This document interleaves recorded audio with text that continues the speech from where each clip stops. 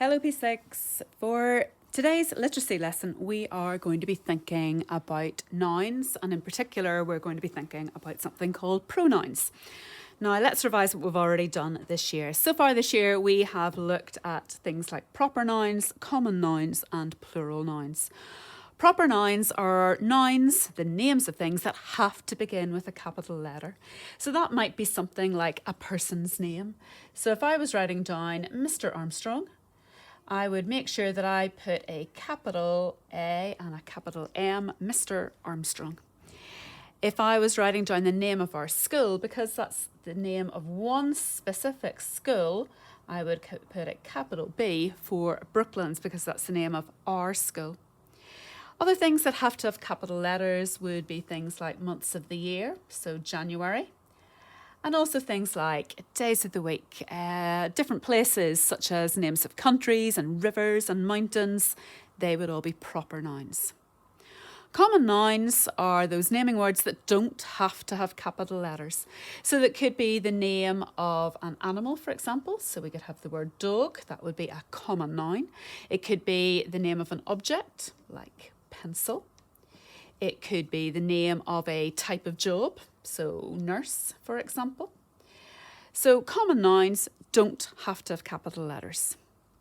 Plural nouns are the nouns that mean more than one. So if I have more than one child, I would use the plural noun children.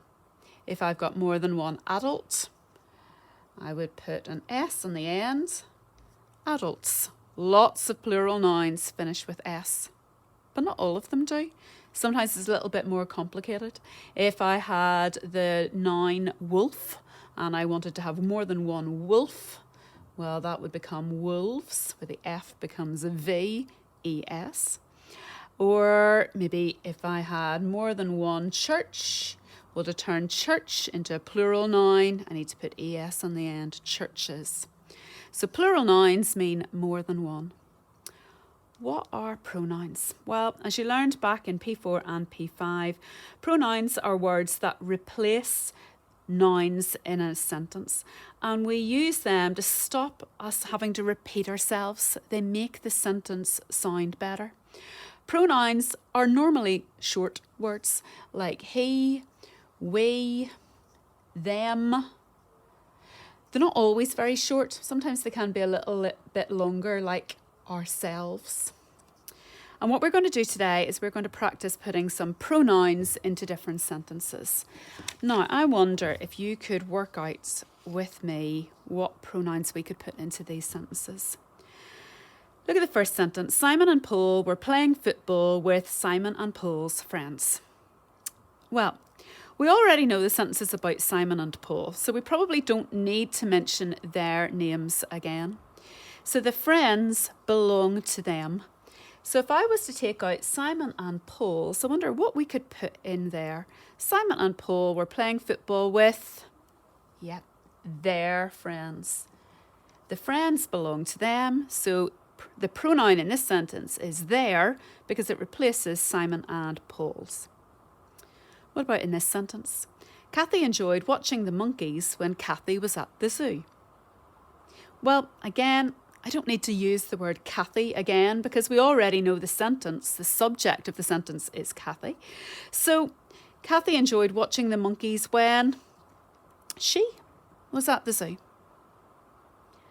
I wonder, can you work out which pronouns could go into the last sentence? When the dog got wet, shook all over me. Now, with the word dog, we don't know if it's male or if it's female. And when we don't know if it's male or female, then we're going to use a pronoun that doesn't tell us one way or the other. We're going to use the pronoun it. When the dog got wet, it shook itself all over me.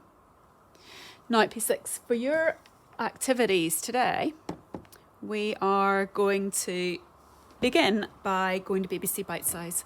And when you go to BBC Bite Size and you find the pronouns section, I want you to have a flick through the pronouns section. There are some short videos for you to watch all about how pronouns take the place of nouns in a sentence.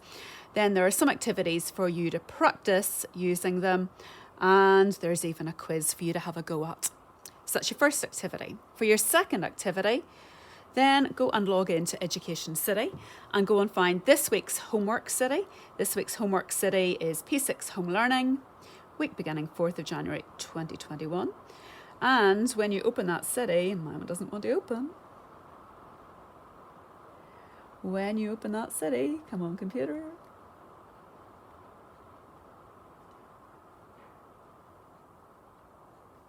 There we go. When you open that city, I want you to scroll down to the bottom of this week's city and I want you to find Mystery Island. Mystery Island Learn screen will take you through a little bit more about the difference between nouns and pronouns. And then once you've done that, have a go at the two different activities, Mystery Island 1 and Mystery Island 2, which will allow you to practice your pronoun skills. For your final activity today, you're going to choose one of the two different pronouns activities. If you choose the first pronouns activities for the lower ability group, you're going to be looking, first of all, at these 10 sentences. Around the side of the sentences, there are lots of different pronouns. What you have to do is work out which pronoun goes into which sentence. For the second part of your activity, you have got 8 more sentences. And in these 8 sentences, what I want you to do is work out again, look at the underlined words and replace those underlined nouns with a different pronoun. So that's the first part and the second part of your written activity. For those of you who are going to choose the higher and medium level activity, your activities are together today. So for your activities, you're also thinking again about pronouns. You have been given 10 sentences. You've got a box which has lots of different pronouns in it. Can you use the pronouns from the box to complete these sentences? Think really carefully about what word goes where and what makes sense. For your second activity, written activity, you're going to have a go at putting I or me into each of these sentences. Now, my clue to you is this. When we're using I or me, it gets very confusing and lots of adults find this really hard. How do you know the difference? Well, the trick is to take the other person out of the sentence. So for example, if you look at number 4, my dad and something went to the cinema last night. My dad and me went to the cinema last night. My dad and I went to the cinema last night. Well, to work it out, the easiest thing is just take dad out of the sentence. Would you say, I went to the cinema last night? Or would you say, me went to the cinema last night? You wouldn't say me went to the cinema. You would say, I went to the cinema last night. So you know then that that has to be the word I. My dad and I went to the cinema last night. What about number 6? Tom does not like Shannon and me. Take Shannon out of the sentence. Tom does not like, would you say me? Or would you say I? Tom does not like me. Tom does not like I. It has to be me, doesn't it? Tom does not like Shannon and me. So my clue for working out these sentences, take the other person out of the sentence. It's much easier to work it out. P6, the answers for all of these written activities are available on the website. Have a lovely Friday. Good luck.